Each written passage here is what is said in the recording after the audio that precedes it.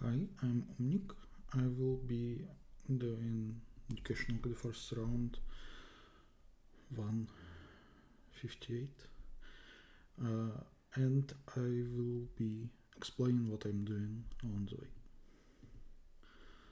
Let's go. Problem A. We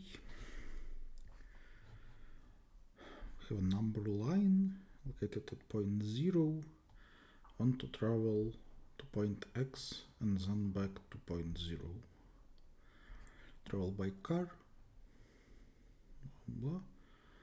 Car is fully fueled. Contains maximum possible amount of fuel, which is how many? There are n gas stations. You arrive at the gas station, you fully refuel your car. Note that you can refuel only at gas stations. There are no gas stations at point 0 and X. Calculate the minimum possible volume of the gas tank in your car. Oh, so we decided, okay, that will allow you to travel from the point 0 to the point X and back to the point 0. Okay, so basically we need to know the maximum distance we have to travel on one tank, which is like maximum of distance from 0 to A1, distances between consecutive stations, and from the last one like we need to go to X and then go back, so it's 2 times distance from the last one to X. I mean, to print just the maximum of those values. Okay.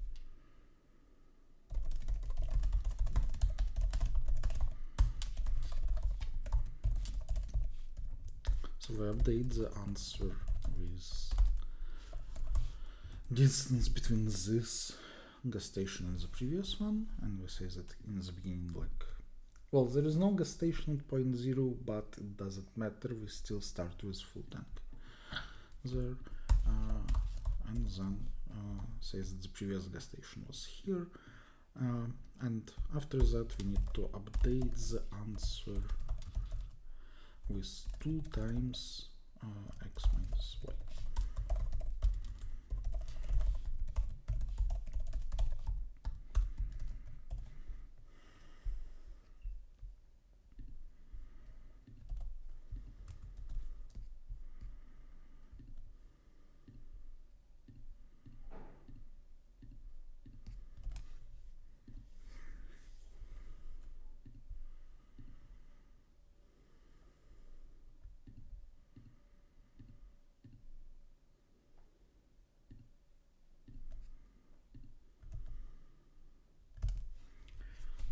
Problem B. There is a ribbon divided into n cells. An integer 0 is written in each cell. So it's kind of an array, but I assume that because of its a ribbon, it will be like distorted or something. Monocar plays a game with a chip. The game consists of several turns. Places the chip in the first cell during each turn except for the first one. Monocar does exactly one of 2 following actions. So either move the chip to the next cell, or choose any cell X and teleport the chip into that cell. It is possible to choose the cell where the chip is currently located. So we need to either move one to the right or teleport everywhere. What's the difference? At the end of each turn, the integer written in the cell with the chip is increased by 1. Okay. on the carp's goal is to make some turns so that the first cell contains the integer c1, c2, so okay, just given array. He wants to teleport the chip as few times as possible. Okay.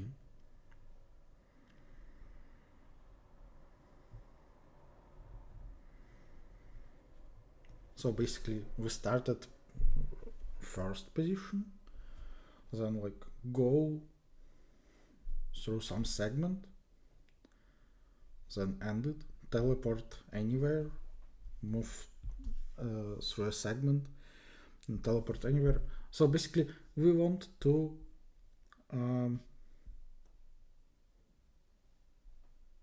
represent this given array as the sum of smallest possible number of arrays,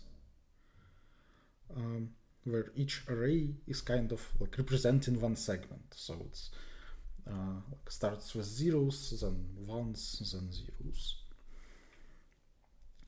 And okay, one of those segments should start at the beginning, but since it is guaranteed that C1 is 1, like we have to do that, so it's not an additional limitation. Well, it's kind of a well-known problem. If you look at the difference between two consecutive cells, so let's say that the number in the right cell is bigger by x, so the difference is x, and x is positive. It means that you have to start x segments like between those cells, or like to be more clear, you have to start like the number of segments you start between those cells minus the number of segments you end there must be equal to x, where x is the difference between the numbers you want to get. And so for every such position, we will know what is the difference between the number of segments we start there and the number of segments we end there. And well, it's clear that we want to minimize the number of total number of segments. So just if this number is positive, then we will start x segments there. If it is non-positive, then we end minus x segments there. And it is not hard to see that it is possible, always possible to match those starts and ends.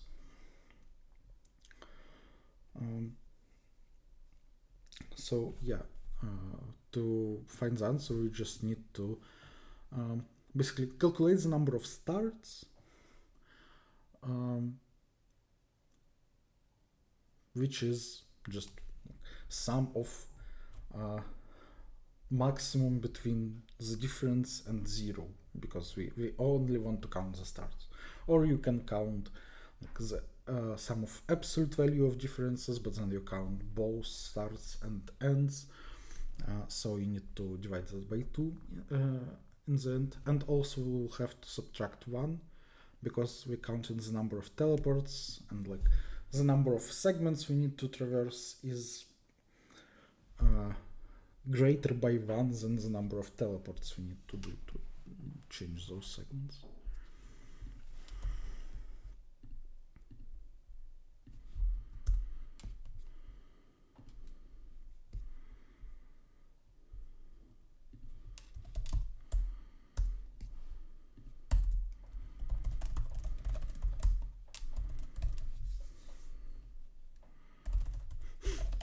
There will be kind of very similar code.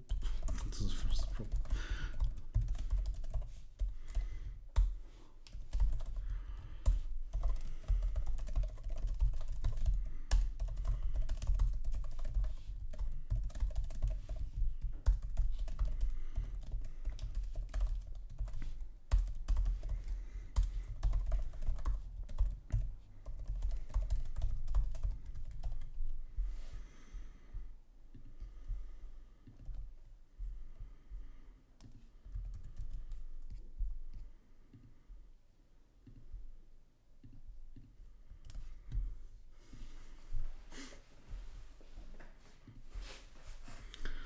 problem C.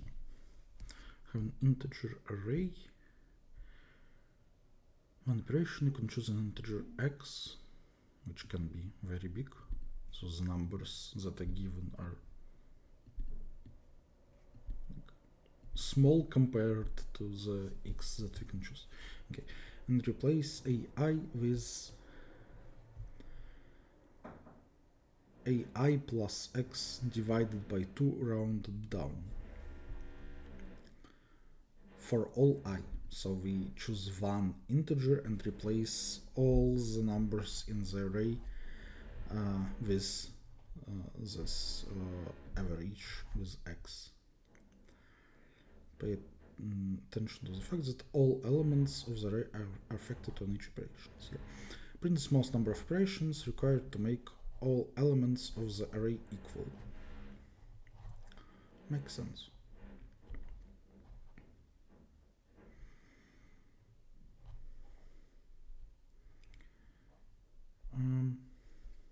So to solve this problem, you need to know this fact that basically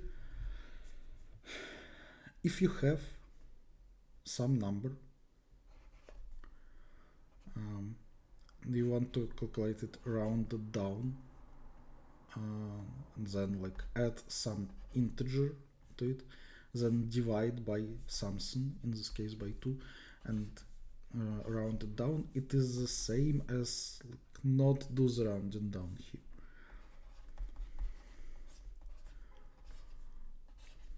Because like this number is integer that is rounded down plus something strictly smaller than 1, like between 0 inclusive and 1 non-inclusive.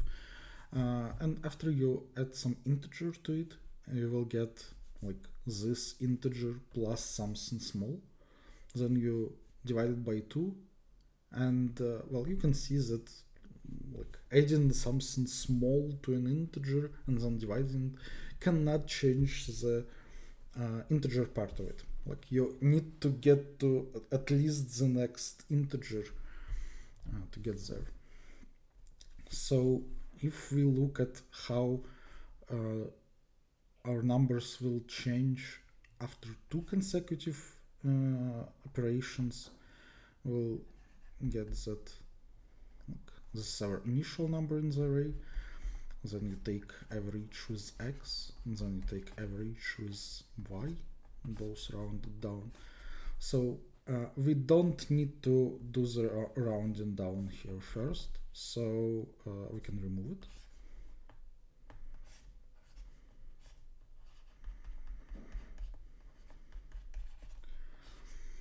And now we can see that this thing is actually ai plus x plus 2y divided by 4. And now like it doesn't, basically we can choose this number to be anything. And so if you like continue this, we will see that basically after k operations, every our number will be like ai plus some constant that we choose divided by 2 to the power of k rounded down.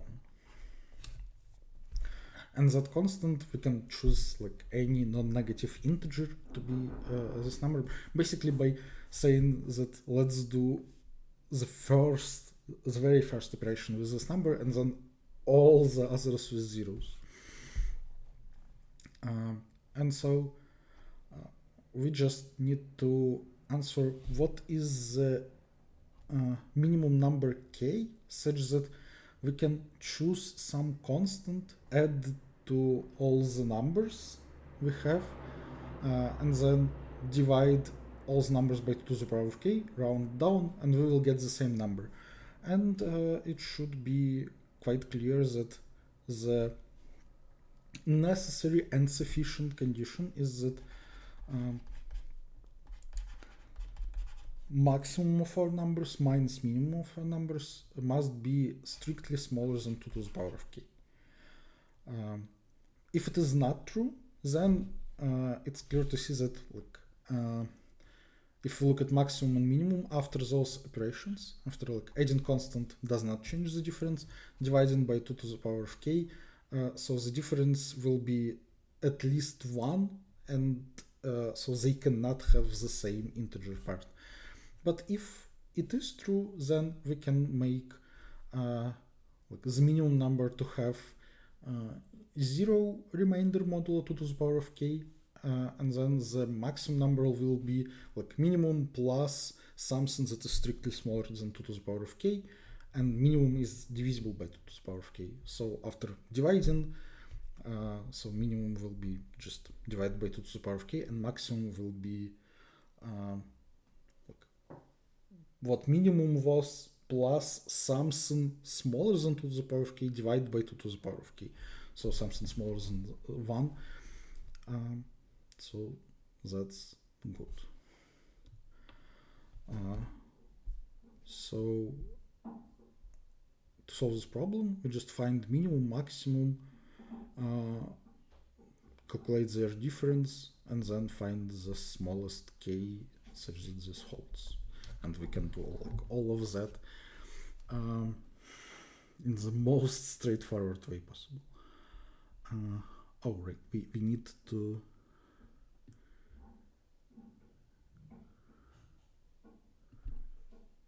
print the operations, but only if it is less than or equal to n.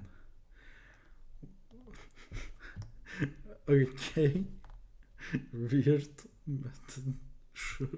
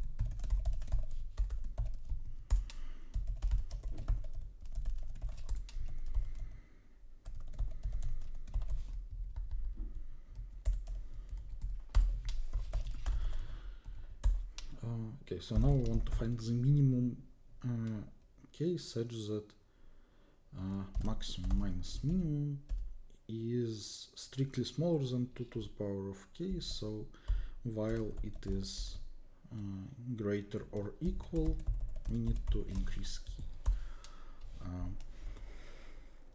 Print the smallest number of operations. If the number of operations is less than or equal to n, print the chosen x for each operation.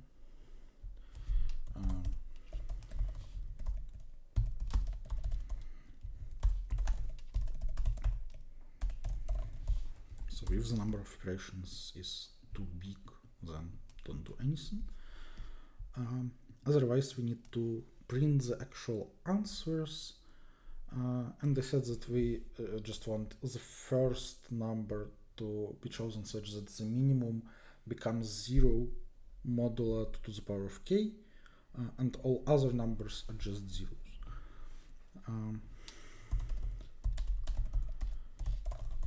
Also, if the numbers are equal at the beginning, then we don't need to do anything either.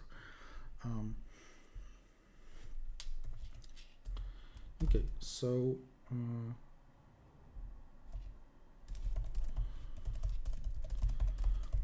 that's our current remainder, and so to make it 0, we need to add to the minimum number 2 to the power of k minus current remainder.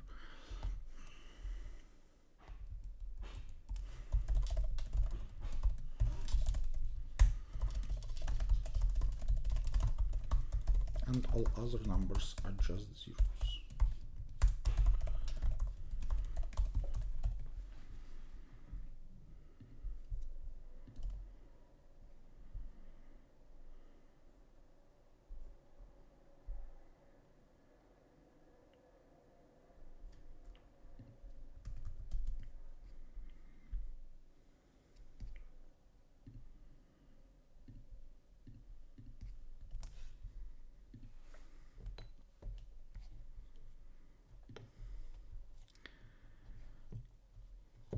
Alright, problem D. Vasya is a sorcerer that fights monsters. And monsters standing in a row, the amount of HP is AI. Vasya is very powerful, who knows many overpowered spells. In this fight, he decided to use a chain lightning spell to defeat all the monsters. Firstly, Vasya chooses an index I and the initial power of the spell X. Then the spell hits monsters exactly n times, 1 hit per monster. The first target of the spell is always the monster I. For every target except the first one, the chain lightning will choose a random monster who was not hit by the spell and is adjacent to one of the monsters that already was hit. Okay, so it like can choose the left neighbor or the right neighbor, so it moves like this. The first monster hit by the spell receives X damage, second X minus 1, then X minus 2, and so on. Vasya wants to show how powerful he is, so he wants to kill all the monsters with a single chain lightning spell. The monster is considered dead if the damage he received is not less than the amount of its health points. On the other hand, Vasya wants to show he doesn't care that much, so he wants to choose the minimum initial power of the spell X, no matter which monster among those who can get hit gets hit on each step, but he can choose the first one.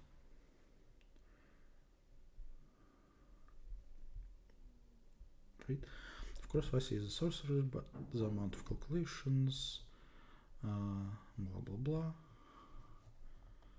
Note that Vasya chooses the initial target and the power. Other things should be considered random, and Vasya wants to kill all the monsters, even in the worst possible scenario. Okay.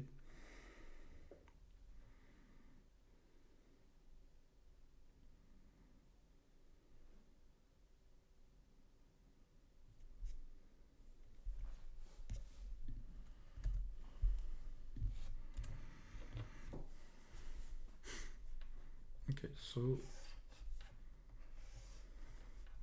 if we choose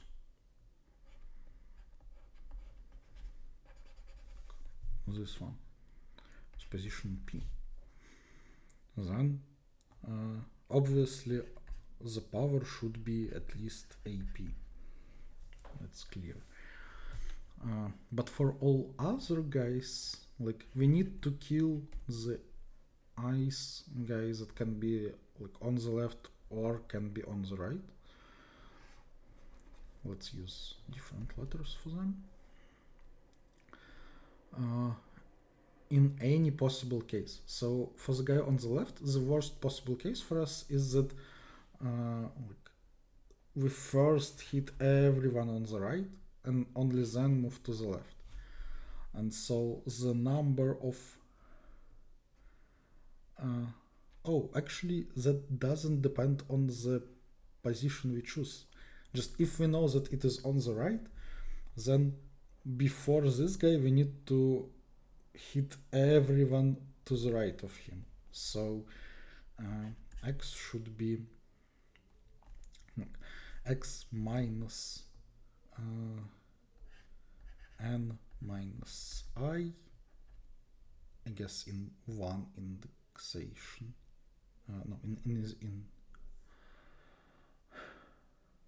If I is equal to N minus 1,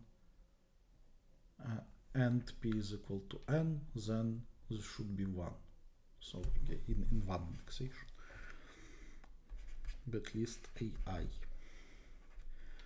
And for the guy on the right,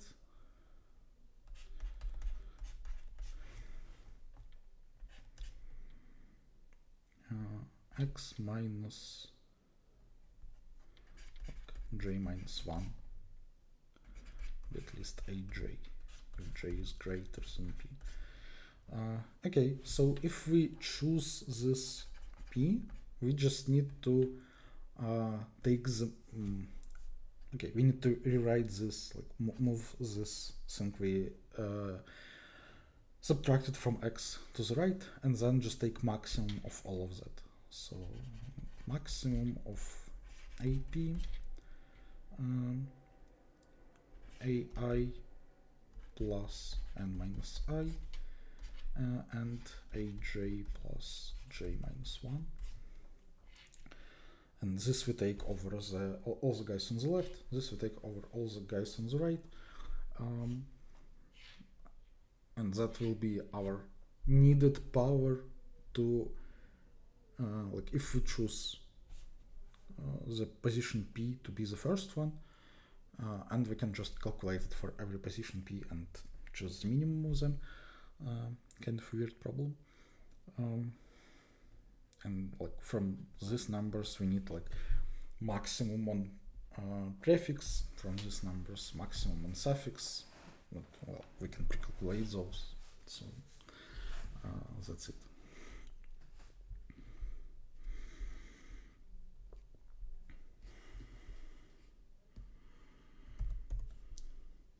Despite the fact that all three first problems we were also given an array, that's the first problem where I actually need to read it.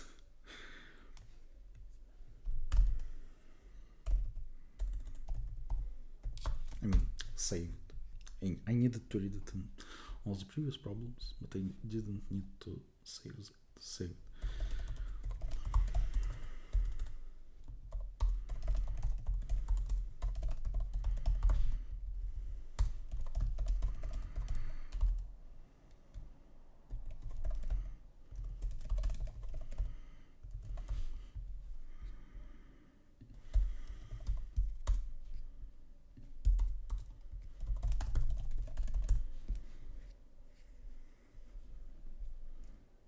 Oh, it's not multitask. Okay.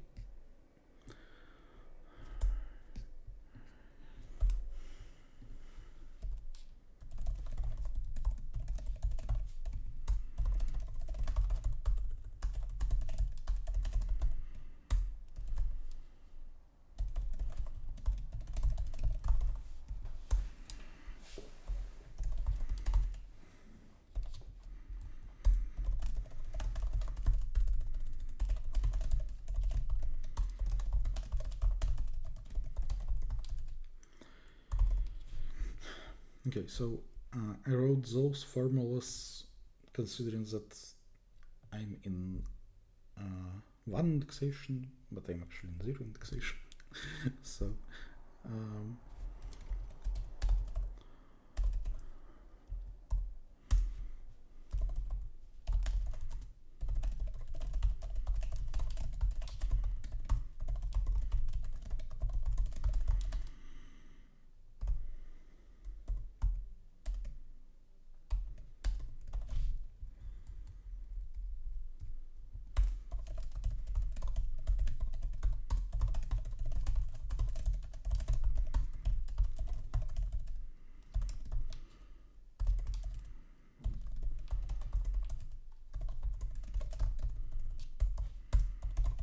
I think that must be it.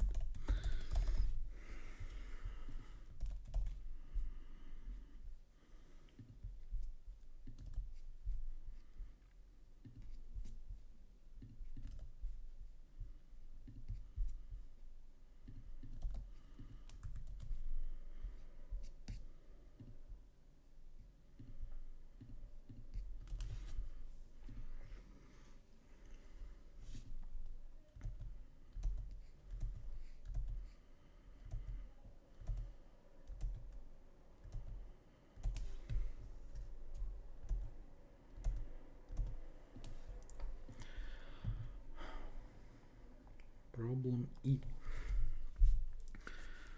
Given a tree, number is written on each vertex, number on vertex I is AI, can perform the following operation any number of times, possibly 0.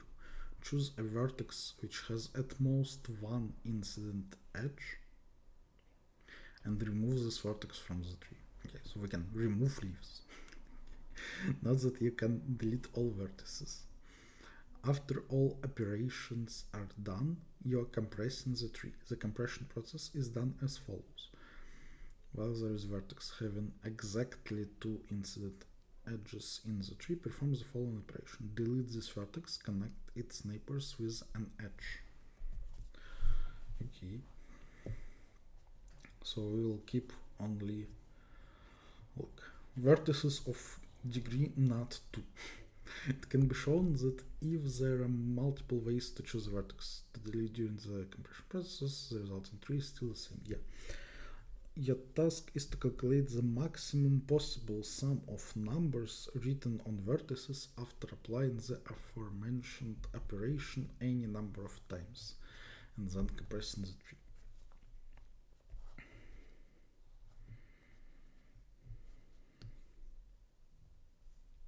Okay.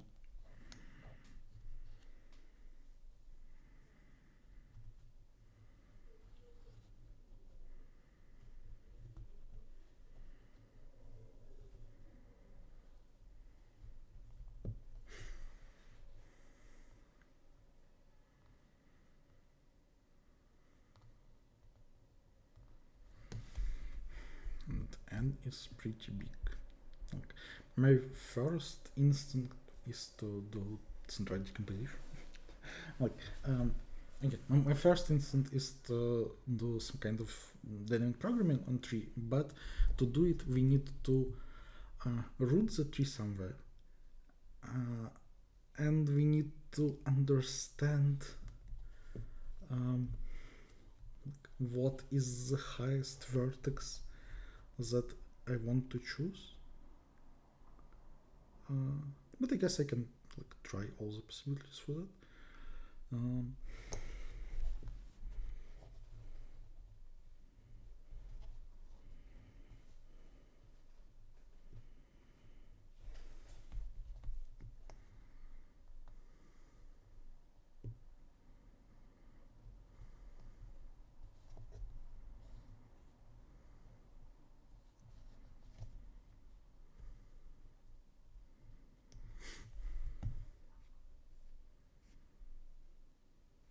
Yeah, okay. Just DP on 3 should work. So basically, I want to be choosing just the vertices which I will include in the sum, so that it is consistent. So let's say that I have chosen something.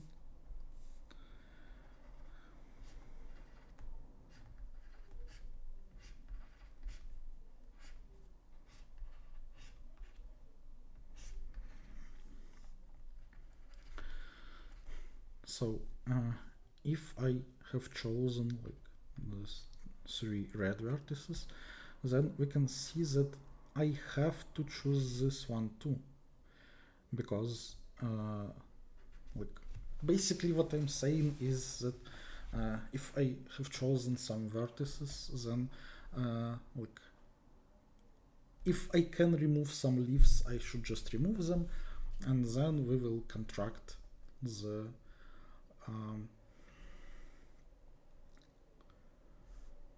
vertices of degree 2, but for this vertex we can see that it has chosen vertices in 3 different directions, so it must be chosen too. But this vertex does not have to be chosen if we can stop there. But what I will actually be doing, I will be calculating this DP from subtrees. Basically, there is always an option to not choose anything in the subtree. Otherwise, if I have chosen at least something in the subtree, I want to maximize my current sum. And so when so let's say that like I made somehow in the dynamic programming, I made the decision to choose this vertex, and this vertex. When I will be working on this vertex, I will say, okay, so in this subtree I have chosen something, in this subtree I have chosen something. If I can stop here, I can just stop and not take this vertex.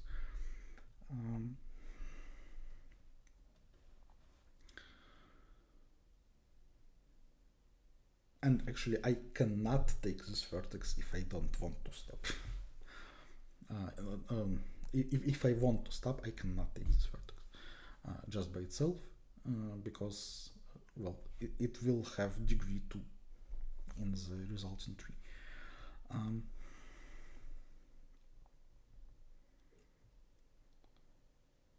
But if I know that I'm going to go higher, so this is not the LCA of all the vertices I want to choose, then I know that there will be a third direction where there is something chosen, like up from here, so I have to take this vertex. So basically, when I'm considering a vertex, I will go through the subtrees, like this subtree, and choose whether I don't want to take anything there or I want to take something there. And for both options, I have pre-calculated dp values. Well, the first one is always just 0, but for the second option, I have pre-calculated value. So I know what to add. So after I have done all that, I kind of need to know in how many different subtrees I have chosen to take something. So that might look like a lot, but I don't need to know like the actual number. I just need to know whether there were a lot of them. So like while doing something for this vertex, I will be calculating like a kind of another dp that will be called inner, and it has like how many subtrees I have chosen something to in max sum. And this CNT will be up to 3, because if I have 3, that's already a lot, and if I take more, it doesn't matter then it's more than 3. I can just say that okay, it's 3, which is already a lot. And after I do this like linear dp in this vertex, I will look through like all the possible options I have, and so if I have taken nothing, then I can take just this vertex if I want to. It will be like just a leaf in the resulting tree. So like I can choose. If I have taken 1, I cannot stop here because this will not be LCA in no wait, I can just take this vertex and stop here. That's fine. And just update the answer with it. So can take and stop.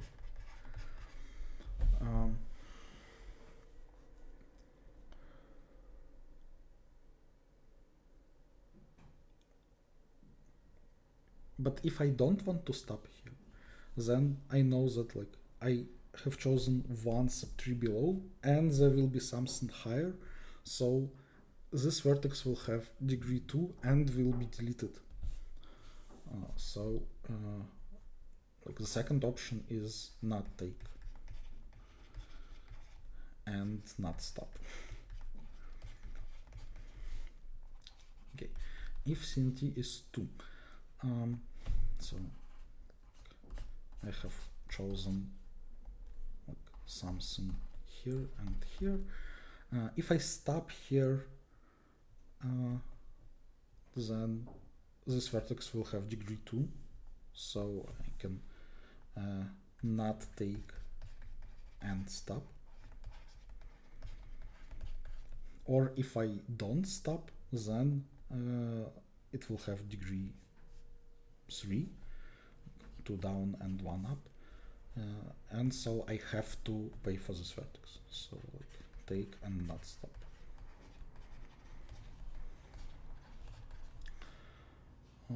And if CNT is 3, which actually means that it is at least 3, it means that I always take, because the degree of this vertex will be at least 3. And I can choose to stop, can choose to continue. That's it. This whole dynamic programming works in linear time.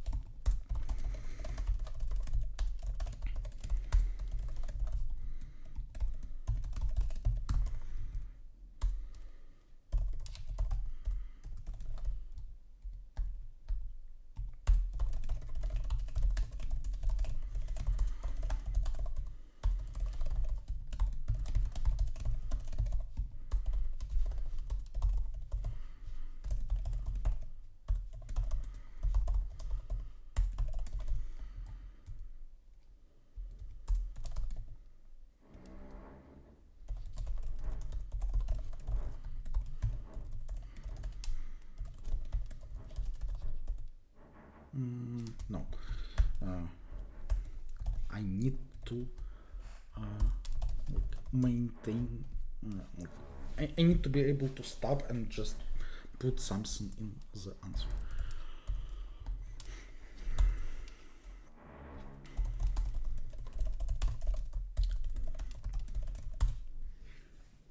Okay.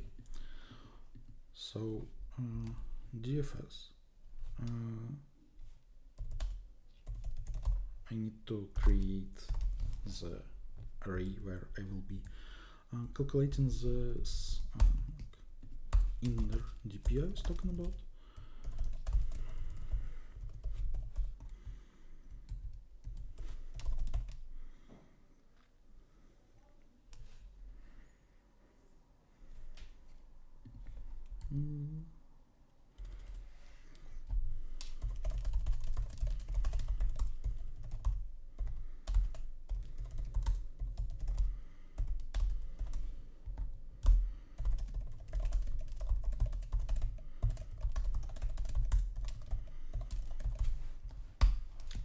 Call the DFS to solve for sub 3, and now if I want, I can take it. If I don't take it, the number of sub 3s I took didn't change, and the total sum didn't change, so I can just calculate it in one layer. Just need to be careful with the order I'm doing the transitions.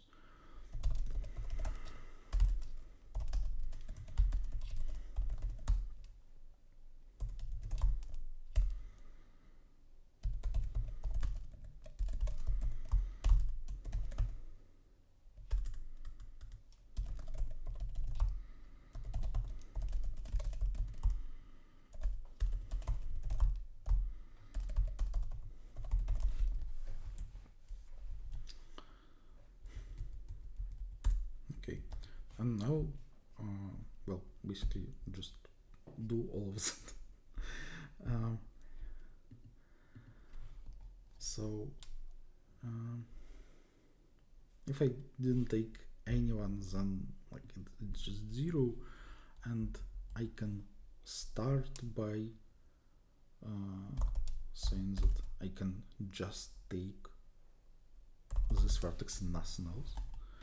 I can also do that in answer.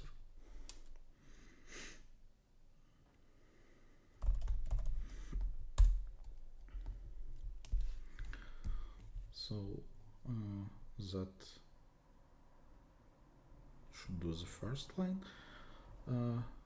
So if scientist 1 can take and stop, or not take and not stop. So if I take this vertex, I must stop.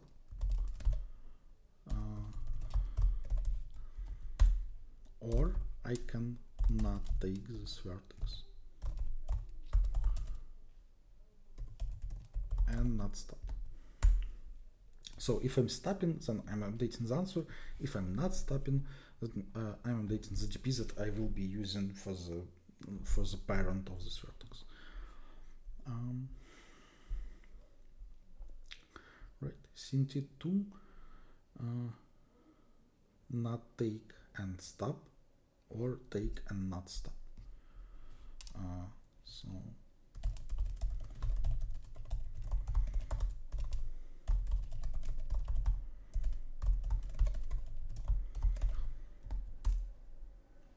and for 3 or more, I can I always have to take, and I can stop, can not stop if I don't want to.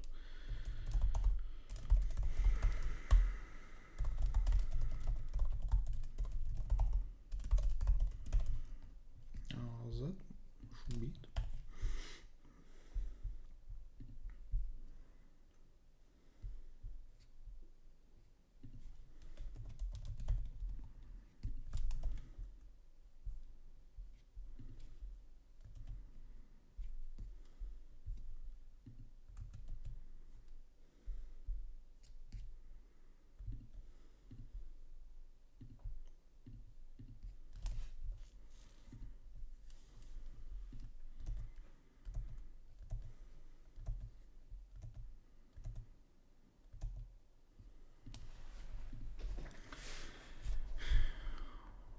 And problem F.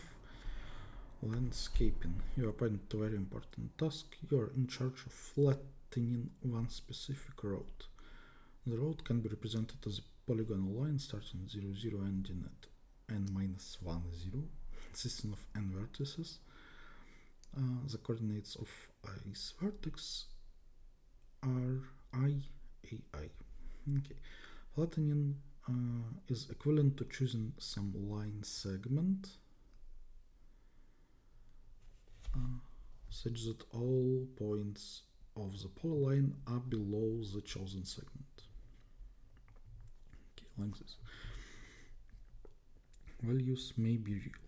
You can imagine that the road has some dips and pits, and you start pouring pavement onto it until you make the road flat.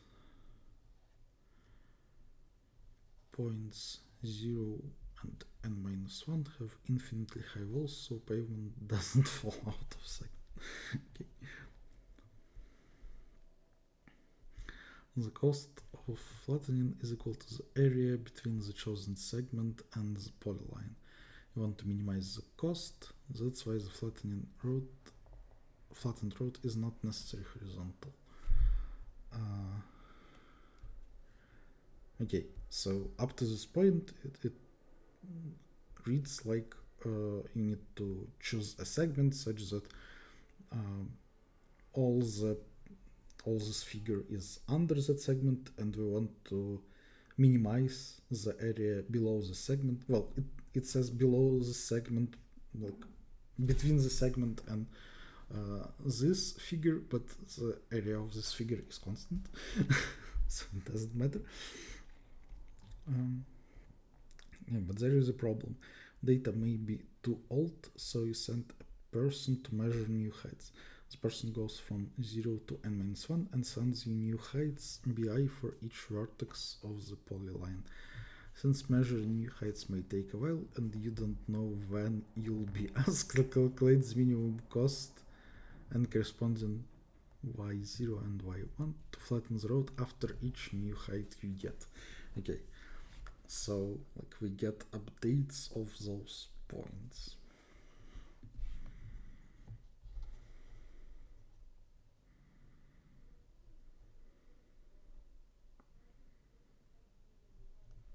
Print n numbers, print y0 plus y1 of the best segment.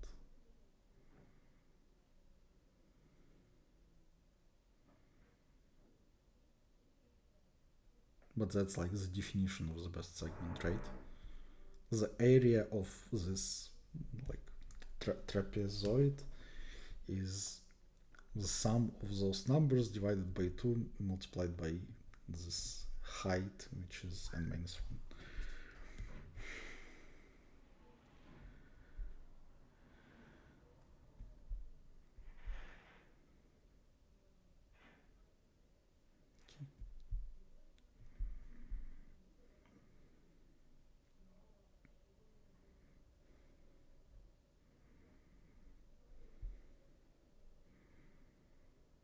Well, that's surely weird. Can't I should always be able to put it on 2 points, right?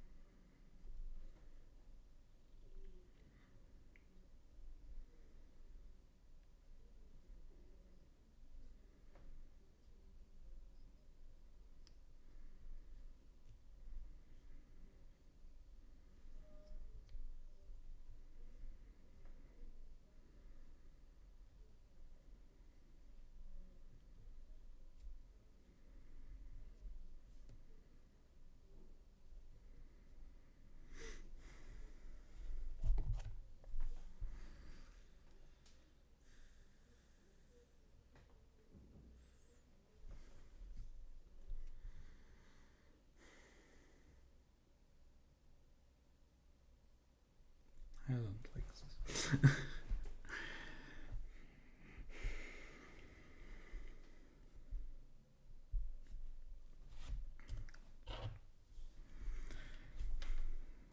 Okay, so let's say I want, instead of y1 and y2, or like y0 and y1, how they call it, I will call it x and y, and I want xy to be my solution. What does that mean? It means that all the points that are given should be below this line, not strictly. And if I'm at coordinate y, then this height is it's like x plus y minus x times I divided by n-1. Right?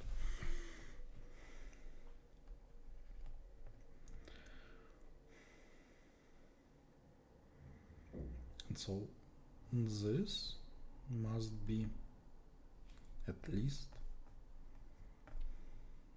AI.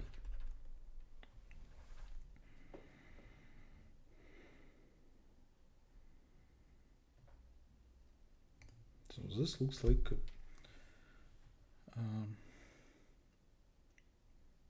linear inequality on our x and y.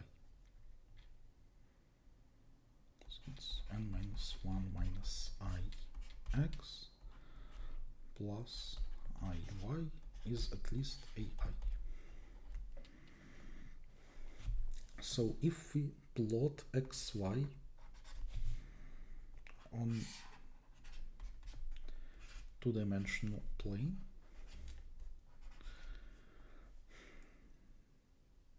then every such limitation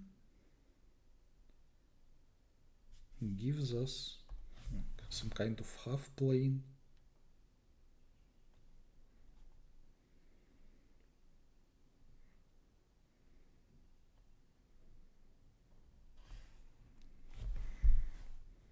so like this is good.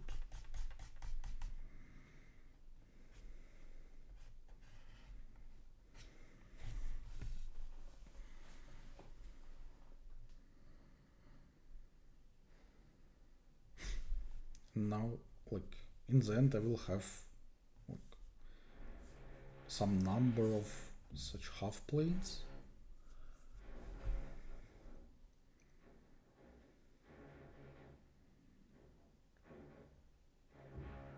and I know there, so the only thing that changes is this value, and by I they are sorted in like, well, in some good order. Yes, if I is 0, then it doesn't depend on y, so like, when I is 0, the line is vertical. Just says that x should be at least something.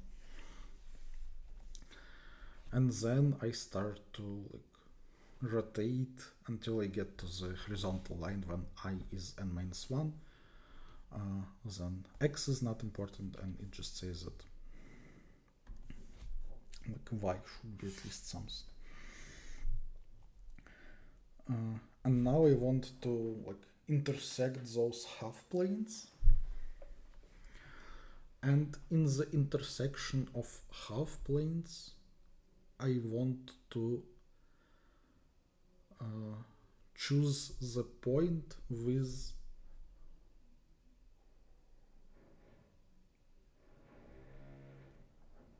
the smallest value of x plus y.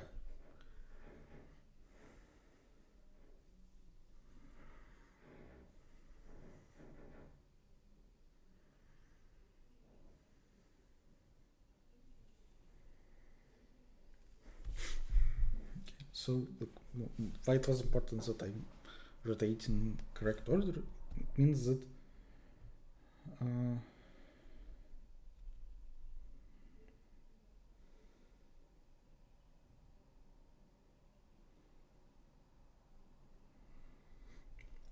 I can well, basically the way to solve this is would be like to calculate the intersection of those things, but that's basically like building like a convex hull of them, and that is done exactly by like adding them in this order and maintaining instead. So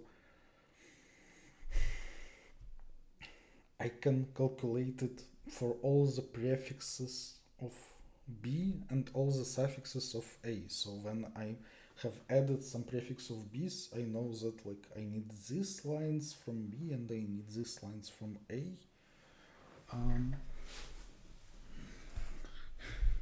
then I need to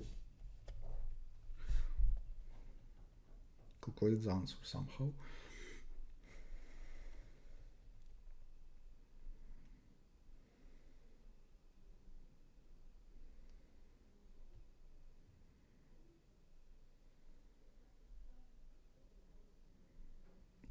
And to calculate the answer,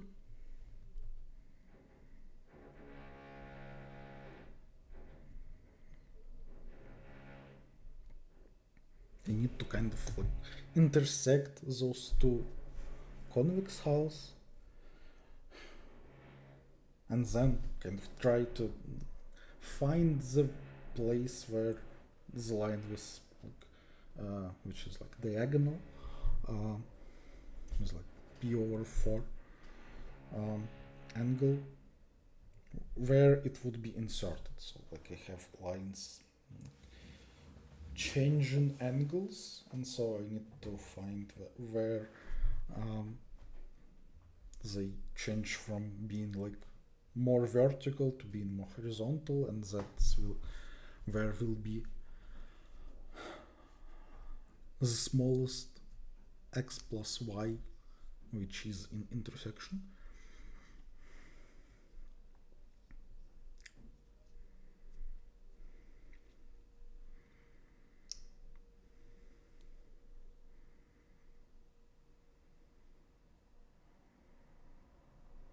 How can I?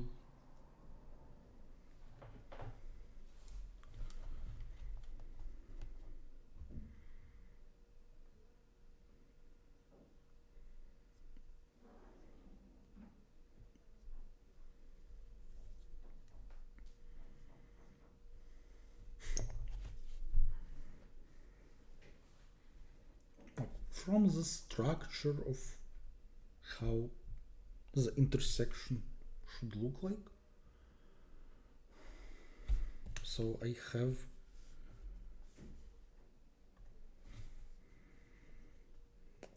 one intersection that is constructed like this, and another intersection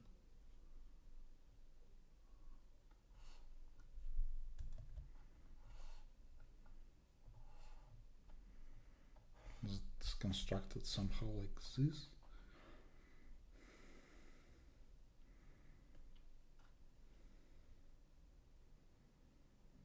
And like I know that so from the blue part I will keep some suffix, and from the red part I will keep some prefix.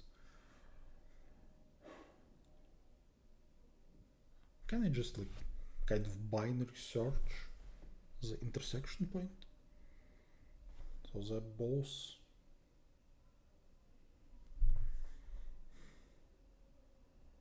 they're both convex, and like all of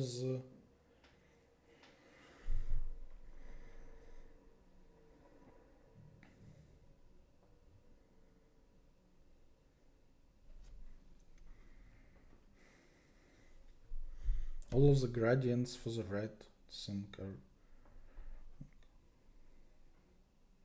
smaller than all of the gradients for the blue thing. So they have exactly one intersection. They can find it with binary search.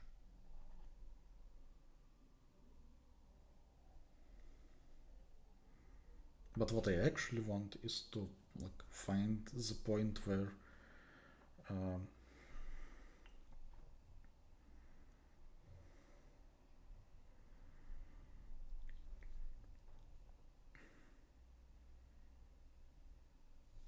the lines became like from being more vertical to being more horizontal. In this case, it's the same place, right?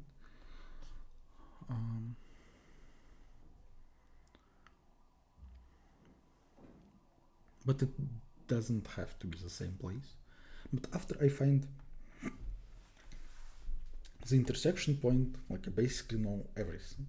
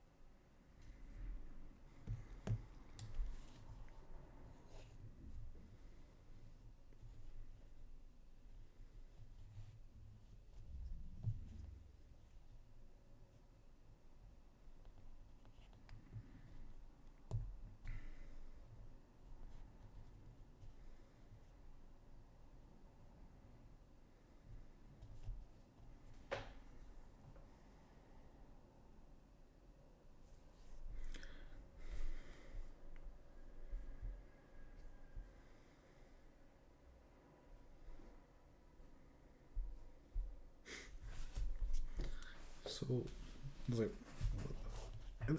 it doesn't even sound like too hard. it's log square per kind of query for every index, but that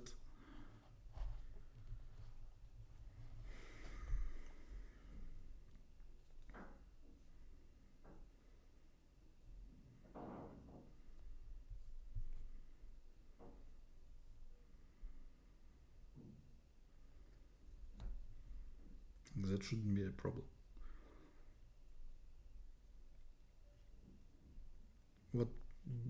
What I don't like is that, can I just do it in doubles?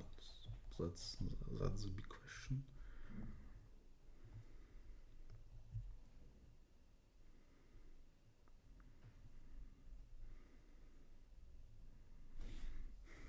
But on the other hand, is there a way to do it not in doubles? And also, I kind of need access to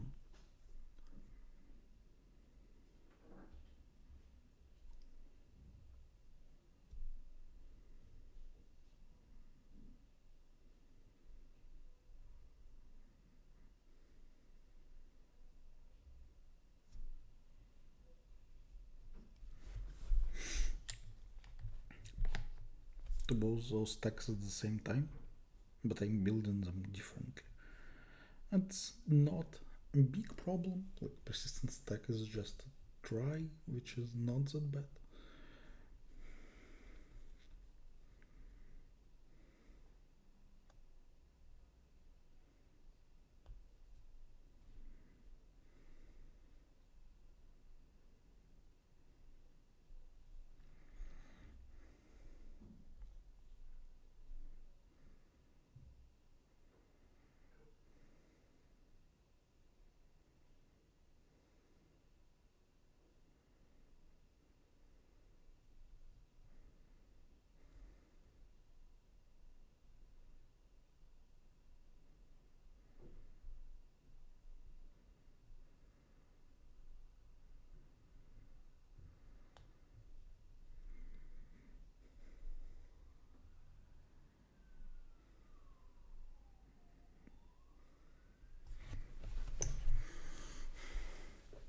I kind of don't want to write that.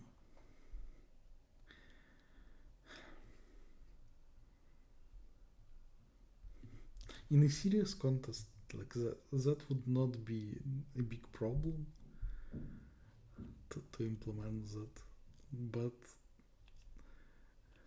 for a contest with no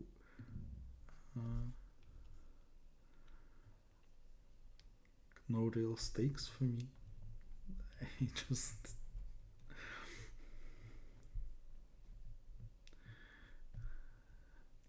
I don't think I care enough to do that. The solution is clear, but I don't want to implement that. That's not interesting for me and would not be enjoyable. So I guess I'll just stop here. Thanks for watching. Alright, I also want to say that the contest kind of not great.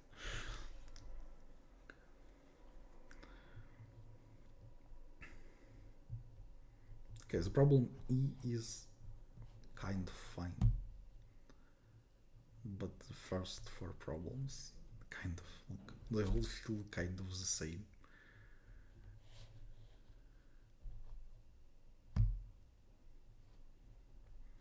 Kind of boring. Okay. Now, surely that's enough. Thanks for watching. Bye.